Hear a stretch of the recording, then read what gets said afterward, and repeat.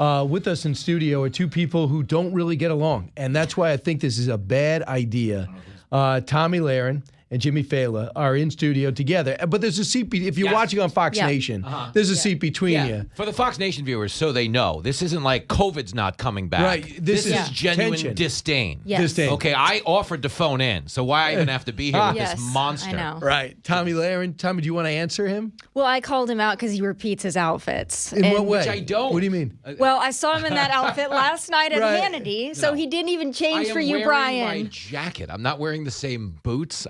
I'm just wearing my jacket. I walked in. She's like, "Who's the homeless guy with one outfit?" Wow. Tomi Lahren. But Get her out of here. It does show a friendship that she feels comfortable enough to say that, because if you weren't friendly, she wouldn't do it. Right? Exactly. Right. So this just looking out for him. Right. This is locker room talk. Yeah, there was a time when she wouldn't have called me a homeless dirtbag. It's nice to know Those are the good old days. I just don't want the hallways to be talking about Jimmy's outfit. Exactly. Okay?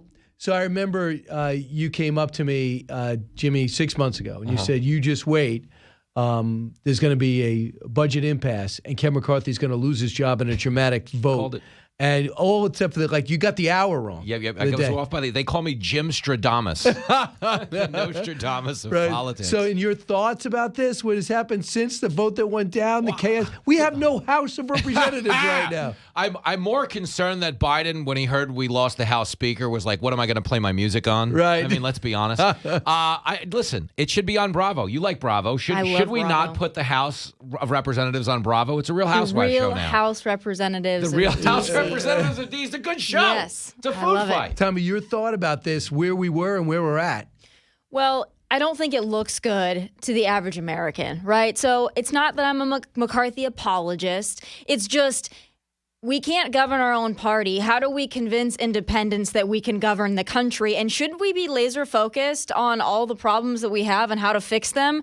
I just don't think it looks good to the average American. But I do love a Congressman Jim Jordan. I wanted him from the start. So I'm happy that he threw his name out there. That's my pick. If we got to go through this, let's at least end up with Jim Jordan. That I would give you, because here's the thing really quick. You're right that the party looks bad, but if they do a great job with the majority between now and Election Day, no one's going to circle back to this week and be like, "Oh, screw them." That's the one thing they have going for them. I don't like what Gates did. I don't like the threshold. But at the same time, they are polling at 19% approval rating in Congress, so it's not like he broke up the Beatles, okay? He broke up Chumbawamba, okay? Late stage Chumbawamba. I don't like it, but you see what I'm saying, Brian? They still have an opportunity. They have some ramp. Put it this way. It's like the Yankees playing the Mets, and when the Mets go take the field, the Yankees just fight in the dugout. That's true. And you just sit there and go, "What is going on here? I don't like the Yankees either, but what? Can I just see a game? Can we go out and legislate and do the old-fashioned debate?" Did you like the way I did the baseball thing? I did, and I'm happy to hear that you like the Mets then, I'm guessing. If you don't like the Yankees, you got to like the Mets, so I'll take it. Believe it or not, Tommy, I'm not a hater, but I grew up a Mets fan in an all Yankee environment. And then I became a personal mission when they went bad for 12 years. And then 86 happens. 84 happens. They start to play better. 85, they almost do it. 86, they do it. And I go, let's dig in for 10 years of fun and success. No, the Mets. Nothing happened. The Mets now. And they found cocaine. Yeah, I was. In 80, you went to a Mets game in '86. The third base line was missing. You're like, come on, Strawberry. That was for the field, right? Or it could have been good. Let's not jump to conclusions. I got a story for you that you're not paying enough attention to. So Brian Fitzpatrick, who's a sensible, moderate Republican, former FBI guy in Pennsylvania, came on and said, "Listen, we were working on something behind the scenes with the Problem Solvers Caucus, aptly named, that was going to save or delay this whole vote." Here's what he told me was taking place, and see if it makes sense in 24 seconds. I'm not sure it will. 18. We said to our colleagues, can you vote present on the motion to table? Not even to table it, not even to not vacate, but just to vote present on the motion to table. That's all we were asking for, was some time, Brian. And that's why there are so many Republicans in our group that are very, very upset, and add me to that list. So we're going to get together next week. This is a member-driven group, and we're going to decide as a group, as a family, to figure out how to proceed.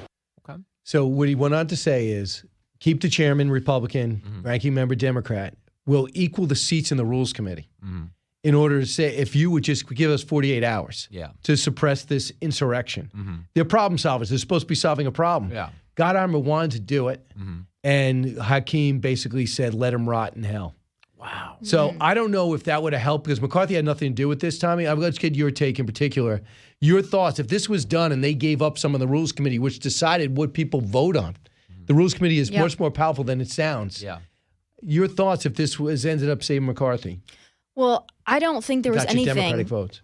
I don't think there's anything that would have saved McCarthy because you've had Matt Gaetz in the corner from the get-go ready to do something. I think Matt Gaetz knew he was going to do this. He needed a moment. He promised a moment, and he's just been waiting for the right time to get his moment. So I really don't think it matters. I think at one time or another, Matt Gaetz was going to clamp down, and it was just a matter of time. When are the camera lights shining the brightest? He found his moment. He took it. Your feeling on him? So I like some of his policies, most of his policies. Personally, though, I think he'd rather be an influencer than a leader, and that bothers me. I think he likes attention, and if you like attention and you get stuff done, that's great. But as Jimmy mentioned, when you have Congress that's a very slim majority and you're playing games like this for attention, it rubs me the wrong way. Well, no, I agree with everything she said on a substantive level. But when it comes to Gaetz, I just feel like people would like him more if just his hair was a little bigger. You know right, what I mean? and his head. You get the pompadour up, put a little more eyeliner on. I think people would be more committed. It's not, Gaetz is a clown, and to her point, he wants to be an influencer. This is where McCarthy deserves criticism. This is where he deserves credit. Okay, I think he was insane to take the speakership based on that one vote threshold. I think you need to get that off the table to move forward. But where he deserves credit is he could have saved his speakership by making a deal with the Democrats. He could have sold out and given them something to get a few present votes or to get a little bit of support and preserve his speakership, but he didn't want to sell out. So to his credit, I give McCarthy, he deserves credit for that. Here's Gottheimer responding to Brian Fitzpatrick on another channel. That is totally, I think, not a fair picture at all what happened. One, as I just said, we tried to figure out a way forward where we can encourage more bipartisanship on the floor, allow more of Democratic priorities to get to the floor. And of course, I think we would have found a way forward with the speaker. He wasn't interested in that, so it's very hard to do that under those circumstances. And again, that was his decision. But secondly, you know this, Joe, because you were there. Picking the speaker is a family decision based in the respective caucuses. In this case, of course, the Republicans are in the majority. That's their family dinner. I'm not invited to that. They make their decision. So number one, McCarthy wasn't even part of it. Yeah. So he's wrong on that. He's either speaking on it dishonestly, or he's delusional, drunk. I don't know. But they might dissolve the Problem Solvers Caucus. Bottom line is, listen to what also he projected. Cut 19.